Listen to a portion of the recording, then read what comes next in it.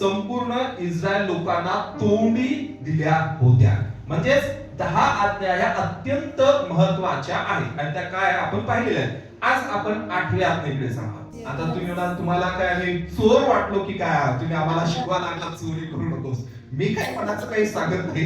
पवित्र शास्त्रामध्ये लिहिले आहे, परमेश्वराने इस्रायल लोकांना आज्ञा दिली, तुम्ही चोरी करू नका. त्यास ते चोरी करत होते का? ते चोर होते काय ते आपण पाहूया. आणि निर्गम याचा 20 अध्याय 15 वचनामध्ये अनुवाद 5:19 या दोन्ही संदर्भामध्ये देवाने हे सांगितलेलं आहे. एकच गोष्टीबद्दल दोन्ही ठिकाणी लिहिलंय आणि तिथं सांगितलंय की तुम्ही चोरी करू नका. बघा 10 आज्ञा किती महत्वाच्या माहिती आहे. ज्या समाजामध्ये आपण राहत आहोत तो समाज संघटित असावा, तो समाज शांतप्रिय असावा, तो समाजामध्ये जो आहे तर त्यामध्ये एकोपा असावा, किंवा तो समाज परमेश्वराला हवा तसा असावा. यासाठी परमेश्वराने त्या 10 आज्ञा दिल्या आणि त्यापैकी एक आज्ञा 8वी आज्ञा चोरी करू नकोस. ही तुम्ही चोरी करू नका असं म्हटलं नाही, तर प्रत्येकाला देव एका व्यक्तीला सांगतो तू चोरी करू नको, तू चोरी करू नको, तू चोरी करू नको.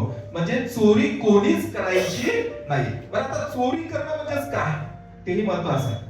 आज्ञा तर आहे चोरी करू नको, पण चोरी करणं म्हणजेच काय. मला वाटतं सगळ्यांनाच माहिती की चोरी करणं म्हणजेच काय. तर त्याची सोपी व्याख्या मी अशी देईल की चोरी म्हणजे इतरांची मालमत्ता जबरदस्तीने किंवा परवानगी शिवाय घेणं, त्याला चोरी असं म्हणतात. माझं घर आहे, माझ्या घरामध्ये कोणीतरी रात्रीच्या वेळेस घुसते, माझा लॅपटॉप प्रोजेक्टर किंवा काही मौल्यवान वस्तू घेऊन जाते. मी तिथं त्याला विरोध करतो, तो मला हाणामारी करतो, म्हणजे जबरदस्तीने माझ्या वस्तू घेऊन जातो, ती चोरी आहे. किंवा मी घरी नाहीये, माझं घर लॉक आहे, कोणीतरी व्यक्ती येतो, माझं घर फोडतोय, घरामध्ये माझं लॅपटॉप प्रोजेक्टर किंवा मौल्यवान वस्तू घेऊन जातो. माझी परवानगी घेतली का त्याने? माझी परवानगी घेतली नाही, किंवा पहिल्या प्रसंगामध्ये त्याने जबरदस्ती केली. जबरदस्तीने असो किंवा परवानगी न घेता दुसऱ्यांच्या वस्तू घेणं, याला चोरी असं म्हणतात. तुम्ही म्हणाले आम्ही तर कुठे डाका टाकत नाहीये, आम्ही तर कोणाचं पॉकेट मार पण आम्ही नाहीये, कोणाचं पॉकेट पण मारलं नाही, आम्ही कसली चोरी करत नाही. मग हे आम्हा सगळ्यांना हे कसं लागू होतंय? बघा, छोट्या छोट्या गोष्टी आहेत. प्रत्येक गोष्ट छोटी छोटी जर तुम्ही इथं बघितली चित्रामध्ये, तर ती चोरीच आहे. चोरी म्हणजे एखाद्याचं घर फोडणे, पाकिट मारणे, तेवढंच नाहीये, मोठमोठा दरोडा, छोट्या छोट्या गोष्टींमध्ये देखील चोरी केली जाऊ शकते. एक मुलगा दुसऱ्या मुलाची पेन्सिल घेतो, त्याला न सांगता काय झाली? चोरी झालेली. तुमचे शेजारी तुम्ही घरी नसताना तुमच्या बागेमध्ये येतात आणि बागेतले सुंदर सुंदर फुलं तोडून घेऊन जातात. काय झाली ती? तुम्ही घरी नाहीये, तुमच्या दारामध्ये अंगणामध्ये एक चांगलं असं आंब्याचं झाड आहे, त्याला आंबे लागलेले आहेत. उन्हाळ्याच्या दिवसामध्ये भरपूर आंबे दिसतात आणि शेजारी पाहतात की यांचं घर लॉक आहे. त्याच वेळेला शेजारी जातात, 2-4 दगड मारतात, काठीने ते आंबे काढतात किंवा दगड मारून काढतात, 2-4 आंबे घेऊन जातात. ती काय झालेली आहे? चोरी झालेली आहे. म्हणजे चोरी छोटी असो किंवा मोठी असो, चोरी आहे. कोणाचं तरी खाऊ लहान लेकराचं इकडे तिकडे पडलेला आहे आणि दुसरा मुलगा तो खाऊ घेतो, ते खाऊ घेणं देखील काय आहे? चोरी आहे. छोट्या छोट्या गोष्टी दुसऱ्यांच्या घरात घुसून त्यांच्या परवानगी शिवाय त्यांच्या घरातला एक छोटासा दगड, काठी, काही घेणं, ती चोरीच आहे. समजलं तुम्हाला? साधा पेन, पेन्सिल, इरेजर, काही छोट्या छोट्या गोष्टी किंवा एखादं खेळणं असेल, एक मुलगा दुसऱ्याच्या घरात जातो आणि त्याला ते विशिष्ट खेळणं आवडतंय, पाहुण्यांचं लक्ष इकडे तिकडे असते, ते हळूच ते खेळणं घेतो, आपल्या खिशात टाकतो आणि घरी येतो. ते काय झालेली? चोरीच आहे. दुसऱ्यांची कोणतीही वस्तू त्यांच्या परवानगी शिवाय घेणं ही चोरीच आहे. काय आपण चोरी करतो का? ते म्हणलं असं तर आम्ही केलं नाही कधी, प्रभूची स्तुती असो. पण इथेच हा विषय थांबत नाही. फक्त मालमत्ता या संबंधी हे नाहीये की दुसऱ्याची मालमत्ता घेणं म्हणजे चोरी, पण ते मी पुढे तुम्हाला सांगेलच. परंतु लोक चोर का बरं बनतात? म्हणजे आता आपण पाहतो की चोर आहे, आपण लेखा तो चोर आहे, तो चोर आहे, चोऱ्या झाल्यात. वर्तमानपत्रामध्ये दररोज तुम्हाला पाहायला मिळते. इथं आपल्या गावात तर दररोज वर्तमानपत्रामध्ये कुठे ना कुठे काहीतरी असते. या एरियामध्ये, त्या एरियामध्ये फ्लॅट फोडला, असं झालं, तसं झालं, त्याची दुचाकी चोरीला गेली. एक काल परवा तर दुचाकी चोरली आणि नंतर ती विहिरीत सापडली. कोणीतरी घरी नव्हतं, त्या फ्लॅट मध्ये चोर घुसलेत आणि त्यांच्या मौल्यवान वस्तू, सोनं, चांदी, कॅश हे सगळं चोरलेलं आहे. म्हणजे अशा चोऱ्या होतात. मग हे चोर निर्माण कसे झालेले? कोणाच्या घरामध्ये चोर जन्माला येतो का? बाळ जन्माला आल्यानंतर घरचे म्हणतात, वाव किती छान चोर जन्माला आला आहे, हा तू चोर बनायचा बा, छान छान बाळाचे पाय पाड्यात दिसतात, तू चोर मोठा काकू व्हायचा, तू चोर बाळ. आणि मग त्याला खेळवतात. असं कधी होते का? मला असं वाटतं डाकूच्या घरात देखील जर बाळ जन्मलं तर त्याची मम्मी म्हणेल बाबासारखं व्हायचं नाही का? बाबासारखं व्हायचं नाही, पोलीस व्हायचं आणि बाबाला पकडून द्यायचं. म्हणजे कोणालाच आवडत नाहीये की आपल्या लेकरांनी चोरी करावी. अगदी लहान लहान बाळ देखील असताना आई वडिलांची अपेक्षा असते की त्यांनी चांगलं बनावं. परंतु मग हे चोर निर्माण कुठून झाले तो? का बरं लोकांना असं वाटते की मी दुसऱ्यांची वस्तू जी माझी नाहीये ती मी घ्यावी असे भाव किंवा अशा भावना मनामध्ये का येतात? तर मी तर असं म्हणेल परिस्थिती किंवा चुकीची संगत माणसाला चोरी करण्यास भाग पाडते. कोणीच जन्माचा चोर नसतो, परिस्थिती त्याला चोर बनवते. काय परिस्थिती आहे? एक 7-8 दिवस झाले जेवण नाहीये, म्हणजे बायकोने दिलं नसेल कदाचित, आई वडिलांनी दिलं नसेल, काही असेल, जेवण मिळालं नाही, मग कुठेतरी बाहेर गावभर इकडे तिकडे फिरतो, मग भूक लागली मग काय करणार? आता एकमेव पर्याय मला काहीतरी खायचंय, बेकरीमध्ये जाणार, कुणाचं घर बोलणार, भूक लागलेली आहे, खायला काही नाही, त्याची उपासमार होत आहे आणि म्हणून तो जाणार आणि चोरी करणार. म्हणजे काय केलंय? ती परिस्थिती त्याच्यावरती अशी निर्माण झाली की त्याला चोरी करणं भाग पडलं. दुसरं संकट. काही लेकर इतके चांगले असतात, चांगल्या संस्कृतीमध्ये संस्कारामध्ये वाढलेले असतात, चोरी वगैरे त्यांना काहीच माहित नसते, पण ते त्यांच्या मित्रांसोबत जॉईन होतात. असे मित्र बघा, मित्र चांगले असणं किती महत्वाचं माहिती का? पवित्र शास्त्र सांगतं की जपून राहा, कुसंगतीने नीती बिघडते. तुमचे जर मित्र चांगले नसेल तर तुम्ही त्यांच्यासारखे बनता आणि म्हणून तुमच्या मित्रांना काहीतरी चोरी करण्याची सवय असेल आणि तुम्ही जर त्यांच्याशी मैत्री केली तर काही दिवसानंतर तुम्ही देखील चोर व्हाल. म्हणजे चोरी करण्याची सवय माणसाला परिस्थितीमुळे लागते किंवा वाईट संगतीमुळे लागते. मग याचा अर्थ आपण याचं समर्थन करत आहोत का? याचा अर्थ परिस्थिती जर तशी निर्माण झाली तर तुम्ही चोरी करावं असं इथं सांगितलेलं नाहीये. तुम्ही बेरोजगार आहात, तुमचं फार शिक्षण झालं, पोलीस तुम्हाला नोकरी देत नाही, काम धंदा नाही, मग मला आता नोकरी नाही, काम धंदा नाही, माझं काय होणार, माझ्या बायकोचं काय होणार, लेकराचं काय होणार, चला चोरी करूया. आज अनेक बेरोजगार ज्यांना काम धाम नाही, नोकरी लागत नाही, ते चोरी करतात. आणि असं आपण म्हणू शकत नाही तर बऱ्याच वेळेला सुशिक्षित लोक देखील चोरी करतात. त्याचं कारण काय माहिती का? त्यांना कष्ट करायला नको आहे. कष्ट न करता दुसऱ्याच्या संपत्तीला हडप करणं हे त्यांना आवडतं आणि म्हणून ते चोरी करतात. चोरी करण्याचे 4-5 मुख्य कारण आहेत. एक परिस्थिती असेल किंवा चुकीची संगत असेल. मग याचा अर्थ परिस्थिती आहे म्हणून आपण चोरी करायचं असं नाही. तर अनेक अशी लोक आहेत, परिस्थिती कितीही बेकार झाली तर ती आपली नैतिकता सोडत नाही. हे किती महत्वाचं आहे बघा. परिस्थिती किती बिकट असते तर मी माझी नैतिकता जपून ठेवणार, अशा वृत्तीचे देखील लोक आहेत. काही लोक काय म्हणतात माहिती का? मी उपाशी मरेल परंतु चोरी करणार. बघा, 2 प्रकारचे लोक आहेत. मी उपाशी मरायला लागलो, माझे लेकरू उपाशी मरायला लागले, माझी बायको तक्रार करायला लागले, घरचे तक्रार करायला लागले, पैसे नाही, मग मला तर काम धंदा नाही, मग मी काय करतो? चोरी करतो, पैसे आणतो, माझ्या लेकरा बाळांना, बायकोला खुश करतो. पण काही लोक काय म्हणते? मी मरेल, उपाशी राहील परंतु मी चोरी करणार. यालाच म्हणतात नैतिकता टिकवून ठेवणं. म्हणजेच आपण परिस्थितीला जबाबदार धरू शकत नाही. परिस्थिती अशी आहे, संगत अशी आहे. बघा, तुम्ही परिस्थिती बदलू शकत नाहीये लगेच, थोडं हळूहळू का होईना ती बदलू शकता, परंतु मैत्री किंवा संगत ती लगेच तुम्ही बदलू शकता. परिस्थिती असेल किंवा संगत असेल जी आपल्याला चोरी करण्यास प्रवृत्त करते ती आपण बदलू शकतो. आणि कधी कधी तर असं होते की सुशिक्षित लोक तर चोरी करतात, परंतु जे लोकांचं शिक्षण झालं नाही ते तर चोऱ्या करतच आहे. आणि तुम्ही जर बघितलं एखाद्या पोलीस स्टेशन मध्ये तुम्ही गेलात तर तिथे एक चार्ट लावलेला असतो आणि त्या चार्ट मध्ये खून किती झाले त्या तालुक्यात, जिल्ह्यात, गावात, खून, चोरी, मारामारी, अपहरण असं ते लिहिलेलं असते. त्या सगळ्यांमध्ये जर नंबर 1 ला काय येत असेल तर चोरी येत असेल.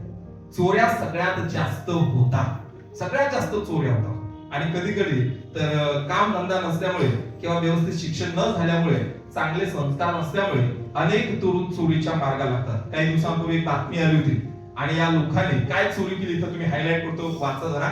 अडाणी चोरांनी एटीएम ऐवजी पासबुक प्रिंटिंग मशीन केली चोरी. काय केलं त्याने? म्हणजे चोर पण शिकवले पाहिजे. हे फार वाईटच होतं बघा. शिक्षण नसण्याचा तो काय आता त्याने चोरी करावा असं म्हणत नाहीये, पण ते चोरी करायला गेले आणि काय एक मशीन मध्ये दोन मशीन असतात, एका मशीन मधून पैसे बाहेर पडतात आणि दुसरं मशीन असतं त्याच्यामध्ये पासबुक प्रिंट होते. आता हे इतके आवाज होते की त्याला माहितच नाही. त्याला वाटलं दोन मशीन आहेत, मग एक मशीन काढायला ती निघणे असं नाही, ही निघत नाही, दुसरी काढा. म्हणजे मला असं वाटते ज्या मशीन मधून पैसे निघतात ती जरा जास्त मजबूत फिक्स केली असेल तिथं, आणि दुसरी जी मशीन आहे ती जास्त फिक्स केली नसेल, कारण की लोकांना माहिती, त्या अधिकाऱ्याला माहिती ही कोणी घेऊन जाणार नाही. पण यांना असं वाटलं ह्या दोन मशीन आहेत आणि एक नाही निघत तर दुसरी, ते घेऊन पळून गेले आणि नंतर शेवटी पाहतात तर त्याच्यात काहीच नाही. ओके, तर अशा गोष्टी घडत आहेत आणि चोरी परिस्थितीमुळे किंवा चुकीची संगत असल्यामुळे लोक करतात. तुम्हाला माहिती आहे का जगातला पहिला चोर कोण आहे? कोण सांगेल? जगातला पहिला चोर किंवा पहिला डाका कोणी टाकला? येस, कोण सांगत आहे? विचार करा.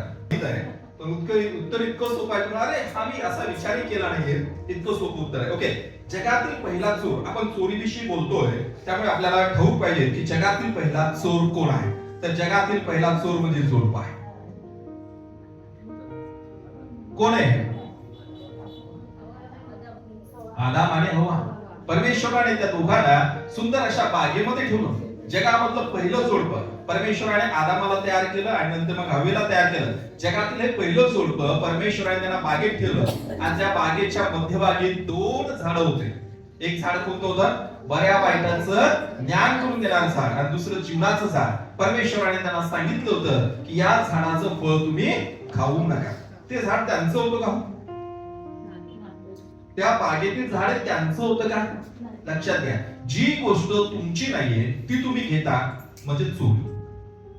जी गोष्ट तुमची नाहीये ती तुम्ही घेता याचा अर्थ ती चोरी आहे. म्हणजे जाता शेजारच्या शेतामधून काहीतरी तुम्हाला शेंगा दिसतात, भुईमुगाच्या शेंगा दिसतात, तुरीच्या शेंगा दिसतात, जाता दोन चार घेणं, ती चोरीच आहे.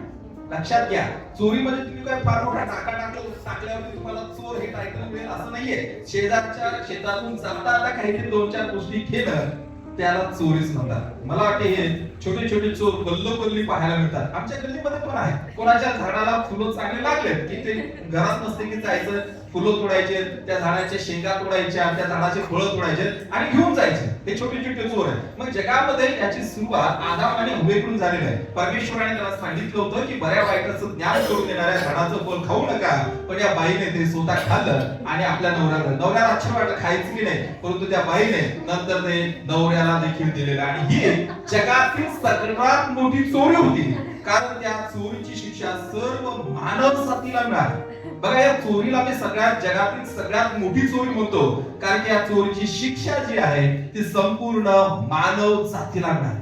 सहसा करून असं होते की जे चोर चोरीमध्ये समाविष्ट आहे, जे चोरी करतात त्यांना शिक्षा होते, परंतु ही जगातील पहिली चोरी सगळ्यात मोठी चोरी ठरली. सगळ्यात मोठी चोरी की मला एक साधं फळ तर खाल्लं, काय करोडो रुपये थोडी चोरले, एक साधं फळ खाल्लं, ही सगळ्यात मोठी चोरी कशी ठरू शकते? तर इथं तुम्ही बघा, शिक्षा कोणाला मिळाली? तुम्हाला आणि मला. या दोघांनी ते फळ खाल्लं. परमेश्वराने सांगितलं होतं हे निषिद्ध केलेलं फळ आहे, तुम्हाला खायचं नाही. त्यांनी फळ खाल्लं, देवाला न विचारता. ते झाड त्यांचं नव्हतं, ते फळही त्यांचं नव्हतं. देवाला न विचारता त्यांनी फळ खाल्लं. याचा अर्थ जी गोष्ट त्यांची नव्हती ती त्यांनी घेतली, म्हणजे चोरी केली. आणि या चोरीची शिक्षा संपूर्ण मानव जातीला मिळाली. संपूर्ण मानव जात परमेश्वरापासून आत्मिकरित्या विभक्त झाली. सगळ्यांना आत्मिक मरण हे लाभलेलं आहे. म्हणजे सगळ्यात मोठी चोरी होती. आणि तिथून चोरीचा हा सिलसिला सुरू झाला. कोण काय चोरेल काही सांगता येत नाही. मग आता इथे प्रश्न असा आहे, काय मी चोर आहे का? जर देवाचं वचन आपल्याला सांगतं, 10 आज्ञामध्ये सांगितलंय की तू चोरी करू नकोस. आणि का बरं देवाने असं सांगितलं तू चोरी करू नको? बघा, ज्या परमेश्वराने संपूर्ण सृष्टी आणि मानवजात निर्माण केली, या संपूर्ण सृष्टीवरती किंवा मानव जातीमध्ये जसे मी आता सांगितलं, शांती असावी, एकोपा असावा, सगळ्यांनी सुखात समाधानाने राहावं ही देवाची इच्छा आहे. देवाने केलेल्या सृष्टीमध्ये कोणी दुःखी होऊ नये अशी त्याची इच्छा आहे. म्हणूनच परमेश्वराने ही आज्ञा दिली की तू चोरी करू नको. किती जणांना आवडेल तुमच्या घरामध्ये चोरी व्हावी? हातवरती करा पटकन. माझे काही कॉन्टॅक्ट वगैरे नाहीये चोराकडे, नाही तर खरोखर चोरी व्हायची. आणि तुम्हाला अरे पास्टाने म्हटलं तर किती जणांच्या घरात चोरी व्हावी असं वाटतंय. मी कोणाला पाठवणार नाही, पण तुमच्यापैकी कोणीच हात वरती करणार नाही. का तुम्हाला असं वाटत नाही की तुमच्या घरात चोरी व्हावी? का माहितीये का? कारण की तुम्ही तुमच्या घरामध्ये ज्या काही मौल्यवान वस्तू आणून ठेवलेल्या आहेत, दागदागिने असतील किंवा फर्निचर असेल, कोणत्याही वस्तू असतील, त्यासाठी तुम्ही कष्ट केलेले आहेत. तुम्ही कष्ट करून घाम घालून ज्या वस्तू एकत्र केलेल्या आहेत तुमच्या संसारासाठी, तर कोणीतरी यावं आणि ते घेऊन जाव्या, हे तुम्हाला कधीच पटणार नाही. तुम्हाला दुःख होईल, अरे आम्ही एवढं कष्ट केलं आणि कोणीतरी येते आणि आमच्या कष्टाच्या पैशाने ज्या गोष्टी आम्ही मिळवल्या, कोणीतरी येते आणि ते घेऊन जाते. तुम्हाला ते पटणार नाही, तुम्ही दुःखी व्हाल. आणि म्हणूनच ते म्हणाला की बाळा, तू दुसऱ्याला दुःखी करू नका. आपल्याला चोरी करून दुसऱ्याला दुःख द्यायचं नाही. चोरी करणं म्हणजे स्वतःला सुखी करणं असं वाटतंय, पण तू कोणता चोर सुखी नाहीये. जगामध्ये असा कोणताच चोर नाहीये की तू समोर येईल दाखवत जाईल मी सगळ्यात सुखी, बघा मी करोडो रुपये चोर नाही. जरी तो दाखवत असेल तो सुखी आहे, तर त्याचं मन आपल्या त्याला खाते आणि त्याला सांगतं की अरे हे तुझ्याकडे जे मिळालंय तर ते चोरीच्या पैशातून तुला मिळालं. एका व्यक्तीने मला फोन केला आणि सांगितलं काही वर्षापूर्वी की तो अशा एका ठिकाणी काम करत होता ज्या ठिकाणी पेट्रोल आणि डिझेलची आवश्यकता होती. आणि मग तो काय करायचा, ती मशीन चालवण्यासाठी पेट्रोल आणि डिझेल आणायचा, पण त्या रिपोर्ट मध्ये हवालामध्ये ज्यावेळेस लाईट गेली नाही त्यावेळेस लाईट गेली आणि मला पेट्रोल डिझेल आणावं लागलं असं तिथं नोंद करायचा. आणि लाईट न जाताच पेट्रोल डिझेल एक्स्ट्रा घ्यायचा, त्याचे पैसे बाजूला ठेवायचा. असे लाखो रुपये त्याने कमवले. पण त्याने मला फोन केला आणि सांगितलं मी पैसे कमवले आणि या पैशाचा वापर मी माझ्या बायकोला, लेकरांना बागेमध्ये घेऊन जाण्यासाठी करतो. मी माझ्या मुलासाठी मोठमोठी खेळणी आणतो. पण ज्यावेळेस मी माझं मोठं माझ्या बाळाकडे एक मोठं खेळणं घेऊन जातो ना, तर माझं बाळ लय खुश होते, बाबाने मोठं खेळणं आणलं. पण तो म्हणाला माझं मन मला सांगतं की हे तुझ्या कष्टाचे पैसे. कसे पैसे? चोरीच्या पैशातून तू तुझ्या लेकरासाठी खेळणं आणलंय. माझं मन मला खातं असं मला व्यक्ती सांगितलंय. मग काय मी चोर आहे का? आता याबद्दल विचार करत असताना आपण थोडस अगोदर जाणारच आहोत. पण काय मी चोर आहे का? हे नवीन करारामध्ये एका ठिकाणी संत पौलाने याचा उल्लेख केलेला आहे. ते मला वाटते आपण पहिले वाचूया. काढा इफिसियन्स पत्र याचा 4था अध्याय आणि कुठेतरी 28 नंबरचं वचन. लक्षात घ्या, मी तुम्हाला कोणाला चोरी करताना पकडलेलं नाहीये. काय आपले संदेश थोडेसे वेगळे असतात. आम्हाला धरून काय पाचशे संदेश द्यायला लागले की नाही, कोणाला धरून संदेश देत नाहीये. माझी मालिका असते, त्या मालिकेमध्ये तुम्ही सापडला, देवाकडूनच तुम्ही सापडलेला आहे. ओके, त्यामुळे तुम्हाला पर्सनली काय बोलायचं असेल तुम्ही पर्सनली फोन करून बोले, देव तुम्हाला शिकेल. पण असं मंडळीत मी एकटा एकट्याला शिकवत नाही, सगळ्यांना शिकवत असतो. येस, वाचा बघा इफिसियन्स पत्र याचं 4था आणि 28 चे कुठेतरी मोठे आहे. येस, चोरी करणाऱ्याने पुन्हा चोरी करू नये, तर त्यापेक्षा गरजवंताला देण्यास आपल्याजवळ काही असावे म्हणून ते चांगले ते आपल्या हाताने करून उपयोग करत राहावे. कोण कोणाला सांगते असं तुम्हाला वाटतं? कोणत्या पत्रामध्ये लिहिलंय सांगा? इफिसियन्स पत्र कोणी लिहिलेलं सांगा? बघा पौल, बरोबर आहे, थँक्यू. पौल इफिसियन्सतील मंडळीला पत्र लिहित आहे आणि सांगत आहे, मंडळीला सांगत आहे आणि मंडळीतील एका व्यक्तीला सांगत नाही. तो म्हणतो चोरी करणाऱ्याने पुन्हा चोरी करू नये. मग मला इथे सांगा, ते इफिसियन्सतील मंडळीमध्ये चोर होते का? चोर नव्हते. मग कसं सांगत आहे? जर चोर नसतील तर काय असणारच आहे ना. तर त्या इफिसियन्सतील मंडळीमध्ये जे लोक आले होते ते मिश्र समुदायामध्ये लोक होते आणि ते लोक जे अभ्यासक सांगतात पूर्वी चोऱ्या करायचे. बघा मंडळीत येण्याच्या अगोदर काही लोक चोऱ्या करायचे, मग ते बदलले. परंतु कधी कधी कसं होतंय, एखादा व्यक्ती मंडळीत येण्याच्या अगोदर, प्रार्थनेमध्ये येण्याच्या अगोदर काहीतरी वाईट व्यसनामध्ये असतो, वाईट सवयीमध्ये असतो. पण असं असून देखील तू प्रभूमध्ये आल्यानंतरही ती वाईट सवय किंवा ते व्यसन सोडत नाही. इथं संत पौल इफिसियन्सतील मंडळीला स्पष्टपणे लिहितो, काय म्हणतो? चोरी करणाऱ्याने पुन्हा चोरी करू नये. तुम्ही करायचं चोरी आता असू द्या, आता पुन्हा करू नका, तुम्ही बदललेला आहात. म्हणजे कोणतंही व्यसन, कोणतीही चुकीची सवय, कोणतेही पाप, पूर्वी आपण त्या पापामध्ये असू पण आपल्याला बदलायचं आहे. लोकांनी आपल्यामध्ये बदल पाहणं हे अपेक्षित आहे. आणि म्हणून तो त्यांना सांगतो तुम्ही आता चोऱ्या करू नका. तर आता तुम्हाला कसं बदलायचंय? मी पूर्वी चोर होतो पण आता चोऱ्या करत नाही, मला समाजाला कसं दाखवून द्यायचंय? तर तिथे लिहिलंय, त्यापेक्षा गरजवंतांना देण्यास आपल्या जवळ काही असावे म्हणून जे चांगले ते आपल्या हाताने करून उद्योग करत राहा. चोऱ्या सोडा, कामाला लागा. फुकटचं घेऊ नका, काम करा आणि काम करून 4 पैसे साठवा. 4 पैशापैकी 1 पैसा गोरगरिबाला द्या. अनेक असे गोरगरीब आहेत, विधवा आहेत, अनाथ लोक आहेत, रस्त्याच्या कडेला लोक झोपून आहेत, त्यांना व्यवस्थित ब्लँकेट नाहीये. आपण चांगलं आपल्या चांगल्या खोल्या आहेत, दरवाजे खिडक्या वगैरे बंद करून आपण चांगलं उबदार ठिकाणी झोप घेतो. अनेक असे लोक आहेत समाजामध्ये की त्यांना रात्री झोपायला म्हणजे अडचण येते, त्यांच्या अंगावरती ब्लँकेट नाही. मग पवित्र शास्त्र तुम्हाला सांगतं की जर तुम्ही पूर्वी चोऱ्या करायचा, चुकीच्या माध्यमातून जर पैसा कमवत असाल ते सगळं सोडून द्या आणि आता चांगल्या माध्यमातून पैसे कमवा आणि तुम्ही काय करा, गोरगरिबांना मदत करा. आणि मंडळीचं एक वैशिष्ट्य आहे की मंडळीला गोरगरिबांना मदत करण्यासाठी परमेश्वराने सांगितलं. पण आता काय चोर आहे का हे समजून घ्यायचंय आणि त्या अगोदर ज्या आज्ञा आहेत त्याच्याकडे थोडंसं आपण लक्ष लावूया. इथं 6 नंबरची आज्ञा सांगितली, खून करू नको. याचा अर्थ तुझ्या शेजारच्या जीवनाचा सन्मान कर. प्रत्येक जीव हा परमेश्वराने बनवलेला आहे, तुला त्याचा सन्मान करायचा आहे. व्यभिचार करू नको याचा अर्थ तुझ्या शेजारचं जे कुटुंब आहे त्याचा सन्मान कर, कारण की कुटुंबाचा निर्माण करता परमेश्वर आहे. आणि चोरी करू नकोस याचा अर्थ शेजारच्या व्यक्तीच्या मालमत्तेचा सन्मान कर. म्हणजे ह्या आज्ञा तुम्हाला आणि मला काय सांगतात की तुम्हाला लोकांना सन्मानित करायचं. कसं सन्मानित करायचंय? तुम्ही खून करायचं नाही म्हणजे याचा अर्थ तुम्ही एखाद्या व्यक्तीच्या जीवाला सन्मानित कर. देवाची ती आज्ञा आहे, तुम्ही त्या जीवनाचा सन्मान करा. व्यभिचार करू नकोस याचा अर्थ काय की प्रत्येक कुटुंबाची निर्मिती परमेश्वराने केली आणि दुसऱ्याची बायको ती त्याची बायको आहे. लक्षात घ्या, आज समाजामध्ये ह्या सगळ्या गोष्टी का घडतात माहितीये का? लोक इथं बसून ऐकत नाही. मला वाटते जास्तीत लोकांनी इथे यायला पाहिजे आणि ऐकायला पाहिजे, तर समाज चोरीपासून, व्यभिचारापासून, खुनापासून विभक्त होईल, ते दूर राहतील. आणि मग देवाने सांगितले व्यभिचार करू नका, त्या कुटुंबाचा सन्मान केल्यासारखं होणार आहे जर व्यभिचार झाला नाही तर.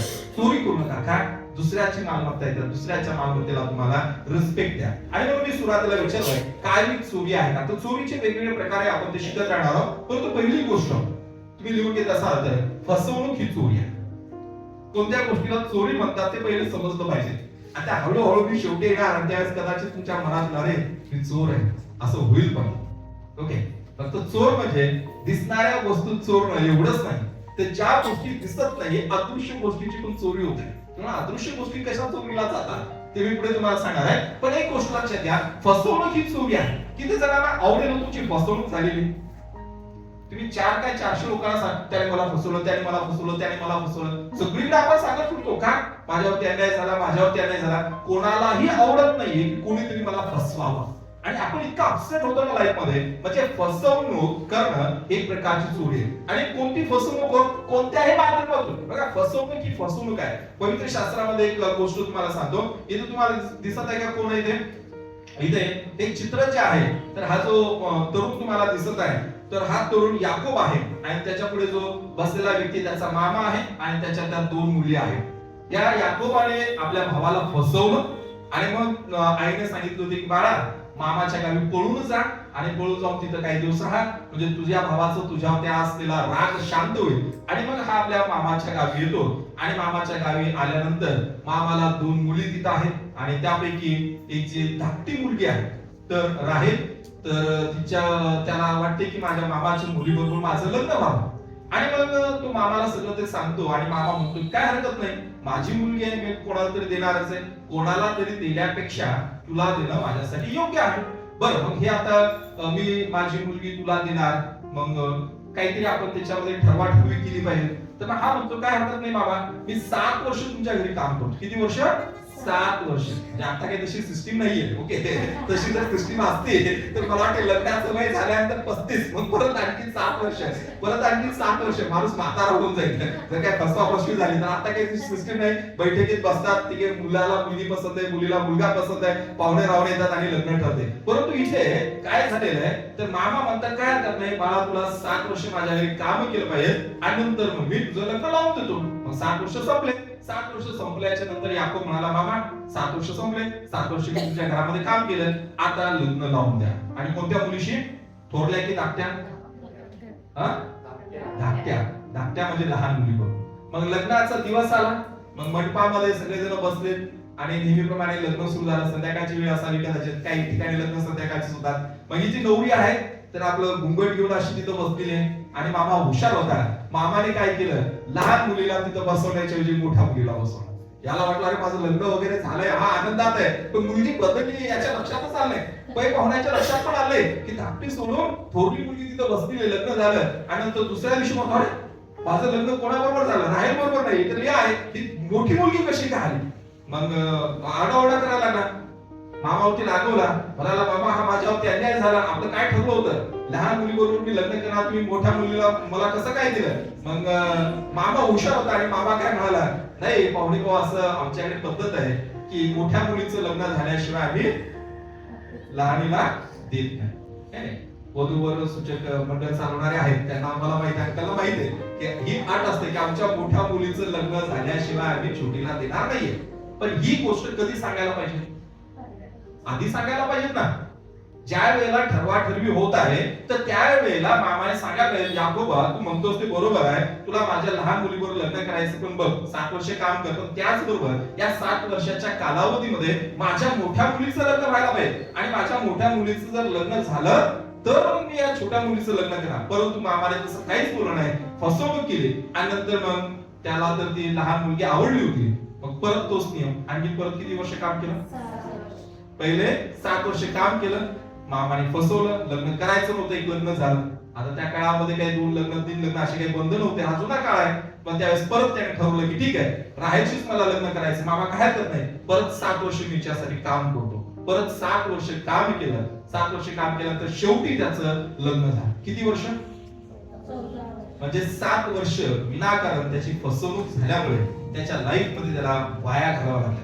आणि त्यानंतर आणखी 6 वर्ष या मामाने काय केलेलं आहे, त्याला फसवलं, तुला एवढा पगार देतो, तेवढा पगार देतो सांगितलं, आणि मग पगार देखील बदलत गेला. तुम्ही कधी असा अनुभव घेतलाय का?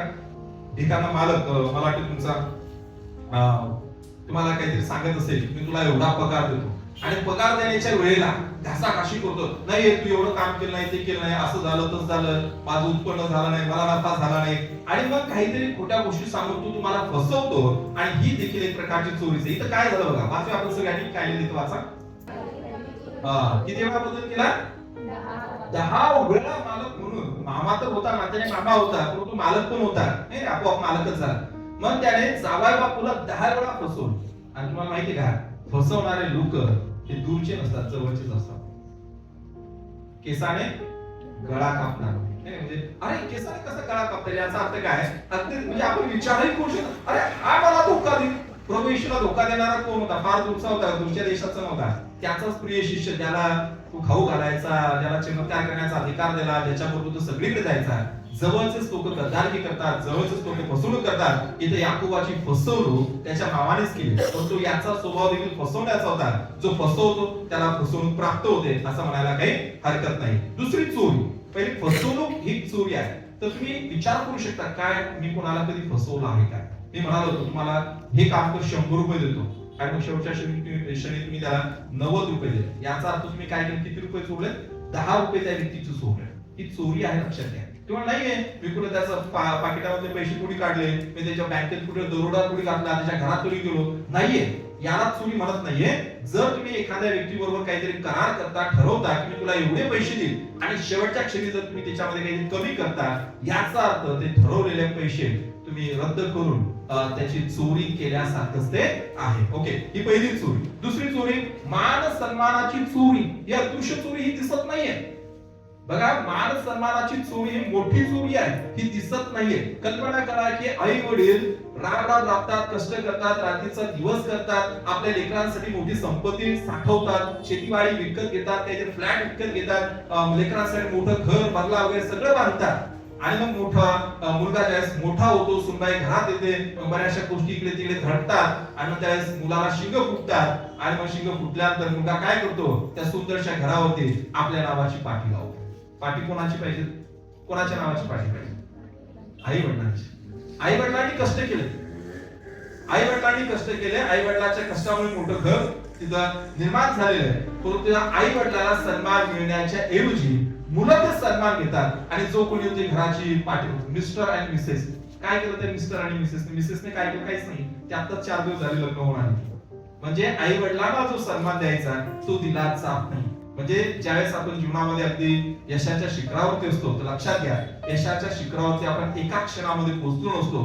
कोणीतरी आपल्याला मदत केली असते, आणि त्या शिखरावरती पोहोचल्यानंतर आपण त्या लोकांना ते श्रेय देणं गरजेचं आहे. मी माझ्या आई वडिलांमुळे इथे पोहोचलो, मी माझ्या शिक्षकांमुळे इथे पोहोचलो, मी माझ्या दादामुळे दीदीमुळे इथे पोहोचलो. मला वाटते आपण ज्या श्रेय देत नाहीये तर त्यावेळेला ती चोरी आहे. कशाची चोरी आहे? श्रेयाची चोरी. मग लोक ठरवतात वा वा वा किती छान किती छान मेहनत केली बघा, मेहनती मुलगा आहे, मेहनती मुलगा आहे, अभ्यास करत होता. काम कोण करत होता? तो काम करत होता.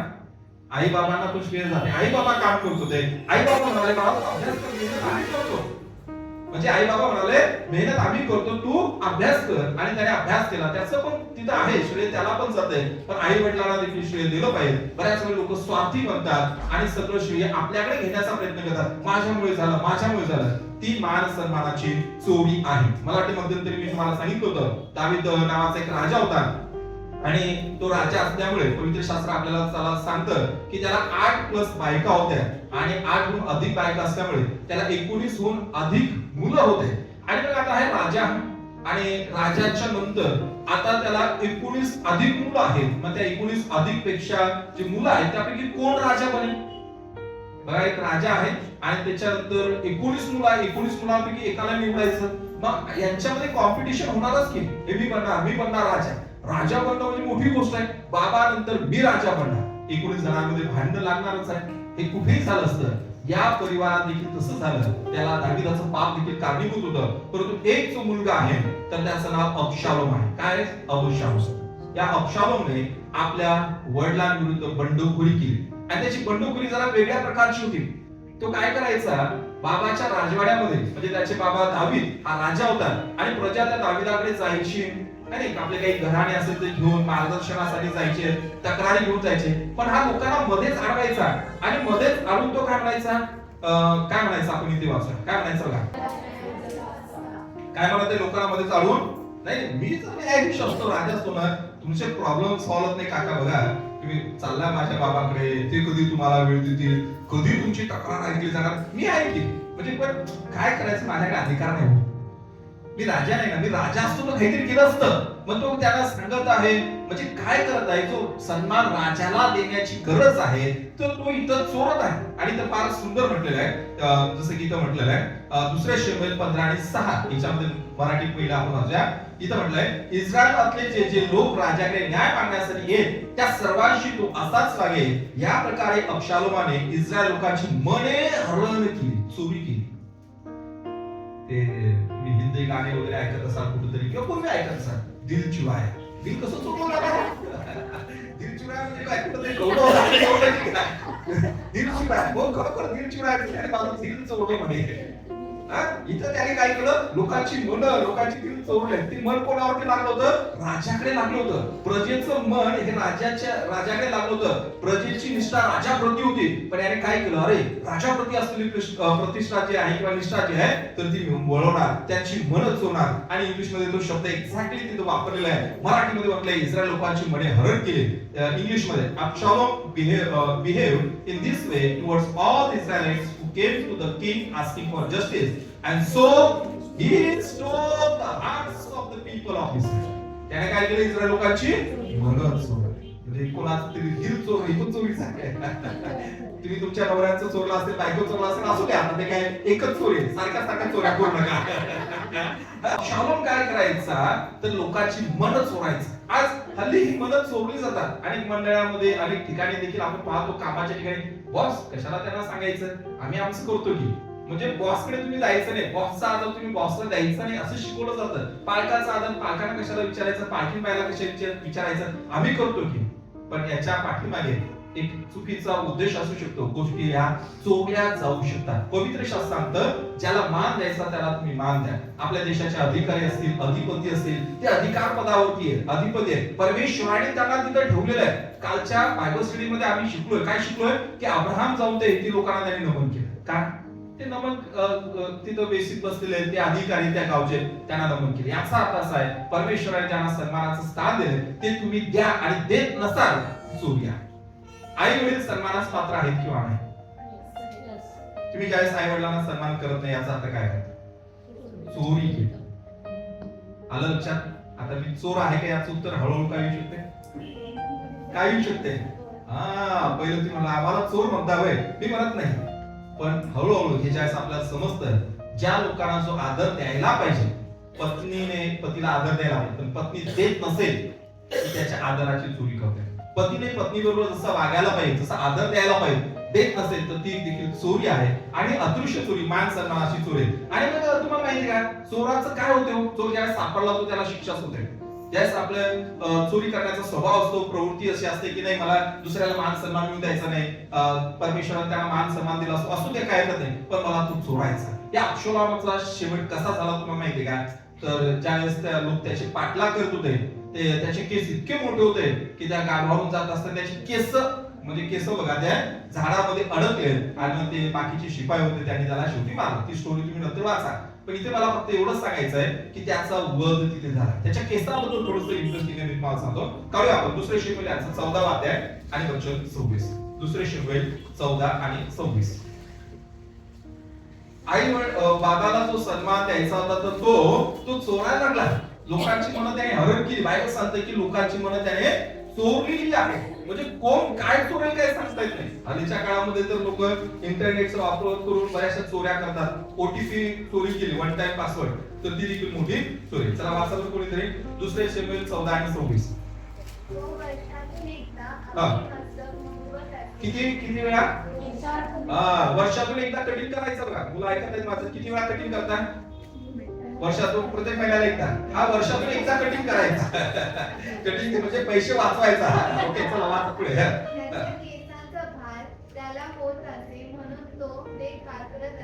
हा केस एवढं वाढायचे त्याचे. मुलगा आहे का हा अब्शोलोम? दावीद राजाचा मुलगा आहे, पण त्याची केस एवढे वाढायचे पण शेवटी ज्यावेळेस कंटाळा यायचा त्याला बापरे एवढं वजन. ओके स्त्रियांना ते सवय असते पण त्यांना केसाचं काही वजन वाटत नाही. पण पुरुषाला त्याचं वजन वाटणार, मग तो वर्षातून एकदा कटिंग करायचा. पुढे काय सवय मला सांगा त्या बार्बरला म्हणा सलून, ओके केस जरा गोळा करा, किती होते जरा मोजा, तर तो केस कापायचा आणि त्याचं वजन करायचा. माहित नाही काय पाठीमागे महिला वगैरे कधी करतात की मला माहित नाही, जसं पण पुरुष तर काही करत नाही. पुढे येस काय झालं मग? किती वजन व्हायचं? सरकारी वजनाप्रमाणे, म्हणजे त्याच्यात वजन एक्झॅक्टली काय अचूक अंदाजे सरासरी असं नाही. किती भरायचं ते? 200 शेकेल. कालची विद्यार्थी सांगा 1 शेकेल म्हणजे किती ग्रॅम? काल कोण होतं? विसरला? पुढे पाठ मागा. 11.5 ग्रॅम. आता चला हिशोब लावूया. त्याचे केस किती भरायचे? 200 शेकेल. तर 1 शेकेल म्हणजे 11.5 ग्रॅम. आणि त्याचा जर तुम्ही हिशोब केला तर मी इथे त्याचा हिशोब लिहिला, म्हणजे 2 किलो 300 ग्रॅम. किती त्याचे केसाचं वजन? 2 किलो 300. आता पुढचा एक इंटरेस्टिंग प्रश्न. 100 ग्रॅम केस किती रुपयाला विकले जातात? इकडे जेसीपूर मध्ये आमच्या गल्लीमध्ये एक माणूस फिरतो आणि तो म्हणतो केस घेणार केस, केस घेणार केस. 300 रुपयाला 100 ग्रॅम केस घेणार केस. ओके 600 रुपयाला 200 ग्रॅम केस घेणार केस. सारखं आणि मला ते रेट माहित झालं. मग मी विचार केला, म्हणजे नॉलेज कुठेतरी उपयोगी. आणि मग मी विचार केला, म्हटलं बायबल मध्ये सांगितलंय की अब्शोलोम त्याचे केस मोजायचा. म्हटलं तिथे आपण हिशोब करू शकतो. पण दररोज तो येतो आणि सांगतो की 100 रुपयाला म्हणजे 300 रुपयाला 100 ग्रॅम केस, 200 ग्रॅम केस, 600 रुपयाला केस घेणार केस, केस घेणार केस, असं तो सगळीकडे फिरतोय. मग मी त्याचं कॅल्क्युलेशन केलं, 2 किलो 300 ग्रॅम याचं केस म्हणजे केस मोजले तर या किमतीने, म्हणजे आता आमच्या गल्लीत जो माणूस घुमतो त्याच्या किमतीने जर मोजले तर 6,900 रुपये किमतीचे केस. किती? आता माणसाचे केस लोक काही विकत घेते असं पण म्हणतात, स्त्रियांचेच केस वापरतात. पण एवढ्या किमतीचे केस, म्हणजे सांगायचं काय आहे तर इथे केस वाढवणं, मेकअप करणं, स्टाईल मारणं, ह्या सगळ्या गोष्टी ठीक आहे. पण तो अत्यंत महत्वाची गोष्ट लाईफ मध्ये तू विसरला, वडिलांचा सन्मान करणं. तुम्ही किती फॅशनेबल आहात, तुमचे केस किती लांब आहे, त्याचं वजन किती आहे, याला काही अर्थ नाही. काय याचा अर्थ काय? केस मोजा लागला 2 किलो 300 ग्रॅम केस झाले, काय याला काही मिनिंग आहे का? दिसायला छान होता पण अर्थ काहीच नाही. का? वडिलांच्या सन्मानाची चोरी केली. चोर कितीही स्मार्ट असला तरी शेवटी काय लावलेलं? हे लय स्मार्ट दिसतो, हिरो येतो, हिरो दिसतो. म्हणजे आता हिरो पण चोर असतात. मग हिरो तो चोर कितीतरी स्मार्ट दिसत जाईल, हिरो सारखा दिसत आहे, शेवटी तो चोरच आहे. आणि मग शेवटी आपण पाहतो की त्याचा नाश झालेला आहे. शेवटचं 1-2 मिनिटात मी घेतो जे आपण वाचलेलं आहे. इथे तुम्हाला 3 लोक पाहायला मिळतील. कोरह, दातान आणि अबिराम हे मोशेच्या विरुद्ध आले आणि 250 लोकांना त्यांनी सहभागी केलं. 250 लोकांना घेऊन ते मोशेकडे येतात, अहरोनाकडे येतात आणि ऑब्जेक्शन घेतात. बघा, परमेश्वराने मोशेला आणि अहरोनाला नेतृत्व सोपवलेलं होतं. जसे मी तुम्हाला सांगितलं, मान सन्मानाची चोरी, परमेश्वराने मोशे, अहरोन यांना त्या लीडरशिप पदावरती ठेवलं होतं, परंतु याने ऑब्जेक्शन घेतलं. याचा अर्थ परमेश्वराने ज्या लोकांना नेतृत्व दिलं त्या नेतृत्वाची चोरी करणं, ज्या परमेश्वराने ज्या लोकांना तिथे ठेवलंय त्या लोकांना तिथं सन्मानित न करणं ही देखील चोरी आहे. हे लोक आले आणि ते ऑब्जेक्शन घ्यायला लागले. तुम्हीच काय, आम्ही पण आहोत की आमच्या पण प्रार्थना देव ऐकतो, तुम्हीच एवढे पवित्र आहात का? बऱ्याचशा गोष्टी तिथं ते बोलायला लागले. मग बरेचशे ऑब्जेक्शन त्यांनी तिथे घेतले, सकाळी आपण वाचलेले. मग बरेचशे ऑब्जेक्शन घेतल्यानंतर परमेश्वराने देखील ठरवलं की ठीक आहे, यांची मी परीक्षा घेणार. दुपारने वगैरे घेऊन ते दुसऱ्या दिवशी नंतर आले आणि इतका वाद करू लागले की 3 जण आणि त्या तिघाने 250 लोकांना आपल्या सोबत घेतलं. मग परमेश्वराला हे काही आवडलं नाही. मी मोशेला नियुक्त केलं, मी अहरोनाला नियुक्त केलं आणि मी नियुक्त केलेल्या लोकांवरती हे ऑब्जेक्शन घेत आहे. मी नियुक्त केलेल्या सेवकांवरती ते दोषारोप लावत आहे. मी नियुक्त केलेल्या लोकांना ते मान सन्मान देत आहे, मान सन्मानाची चोरी करत आहे. मग परमेश्वराने त्यांना एक शिक्षा दिली. जसे की मोशेला ती अपेक्षित होती काहीतरी वेगळी शिक्षा, म्हणजे लोकांना कळावं की मोशेची नियुक्ती परमेश्वरापासून आहे. तुम्हाला माहिती आहे का, हे जे 3 लोक ज्यांचं मी नाव घेतले, कोरह, दातान, अबिराम आणि त्यांच्या बरोबर असलेले 250 लोक, त्यांचा सगळा घर संसार त्या ठिकाणी असंच परमेश्वराने घडून आणलं की जिथं ते उभे होते ती जमीन फाकली आणि त्या जमिनीच्या आत ते गळून झाले. हे काहीतरी वेगळीच शिक्षा. म्हणजे यामधून सिद्ध झालं की परमेश्वर मान सन्मानाच्या चोरीची शिक्षा किती भयंकर देतो. चोरी ही चोरी असते. त्याच लेकरं आई वडिलांचा सन्मान करत नाही, त्यांची येणारी पिढी देखील त्यांना बाबा म्हणून हाक मारत नाही. अनेक फॅमिलीमध्ये हे आहे आणि म्हणून मी सांगितलं की लोकांनी इथे येऊन हे संदेश ऐकणं गरजेचं आहे. आम्ही शिकवतोय लोकांना की तुम्ही चोरी करू नका. हे चित्र तुम्ही बघा, असे ते बोलत होते आणि बायबल मध्ये माझ्या लिहिलंय त्यांचं बोलणं संपते न संपते तितक्यात काय झालेलं आहे. बोलणं चालू आहे आणि बोलणं संपते न संपते तितक्यात त्यांच्या पायाखालची जमीन ही दुभारली आणि ते सगळे जमिनीत गाडले. आज आपण शिकलोय चोरी करू नका. चोरी फक्त मालमत्तेची नाही, तर चोरी ही अदृश्य गोष्टीची आहे. 2 गोष्टी मी त्याच्यामध्ये सांगितल्या. फसवणूक ही देखील एक प्रकारची चोरी आहे. कधी कधी आपण माझी फसवणूक झाली. तुम्ही किती लोकांना आतापर्यंत फसवले? पवित्र शास्त्राचा नियम आणि निसर्गाचा नियम आहे, जे आम्ही पेरतो तेच आम्ही कापणी करतो. कधी कधी आपण फसवणूक करतो आणि आपल्या लक्षात येत नाही. साधं भाजीपाला घेत असताना मावशीने 5 रुपये एक्स्ट्रा देते, 5 रुपये एक्स्ट्रा परत करत नाही, फसवणूकच आहे. आलं लक्षात? मावशीने आपल्याला 25 रुपये द्यायला नको होते, 20 रुपये द्यायला, पण ती चुकून 25 रुपये देते. आपण 5 रुपये खुश, 5 रुपये फायदा झाला. फायदा नाही, ती फसवणूक आहे, ती मोठी चोरी आहे. जर तुम्ही 5 रुपयाची चोरी करता तर परमेश्वर तुम्हाला 500 रुपये, 5000 रुपये, 5 लाख रुपये त्याच्याबद्दल तुमच्यावरती विश्वास कसा आहे? परमेश्वर म्हणले नाहीये हा फसवा आहे, हा चोर आहे. परमेश्वर आपल्याला प्लेस करणार आहे. आणि अदृश्य चोरी, ज्या लोकांना सन्मान द्यायचा त्या लोकांना ज्यावेळेस आपण सन्मान देत नाही, परमेश्वर म्हणाले हा सन्मान देत नाहीये, हा चोर आहे, मी याला प्लेस कसं करणार? परमेश्वर कोणत्या चोराला प्लेस करणार नाही, परंतु एक संधी आहे. जसे की इफिसकराच्या पत्रामध्ये सांगितलंय, संत पौल म्हणतो जे आतापर्यंत तुम्ही चोरी करत होता ते थांबवा. जर तुमच्याकडून माझ्याकडून असं न कळत कोणाची फसवणूक झाली असेल, न कळत ज्या लोकांना मी सन्मान द्यायला पाहिजे, माझे शिक्षक लोक असतील, माझे आई वडील असतील, कामाच्या ठिकाणचे अधिकारी असतील, माझे पालक असेल, पालकी असेल, माझे मोठे थोरले भाऊ बहीण कोणी असेल, परमेश्वराने त्यांना त्या ठिकाणी ठेवलं. बघा, प्रत्येक अधिकार हा परमेश्वरापासून आहे. हे पवित्र शास्त्र आपल्याला स्पष्टपणे सांगतं. ते लोक तिथे आहेत, चांगले असो वाईट असो, परंतु परमेश्वराने त्यांना तिथे ठेवलेले आहे. प्रत्येक समय बदल हे देवाच्या हातात आहे. प्रत्येक व्यक्तीला देव त्या उचित ठिकाणी ठेवतो. आणि म्हणून मला असं की आपण प्रार्थना करूया आणि प्रभूला सांगूया की प्रभू आमच्याकडून जर काही असं झालं असेल तर तू आम्हाला क्षमा कर. आणि देव नक्कीच आपल्याला क्षमा करेल. चला आपण उठून उभे राहा आणि प्रार्थना करूया.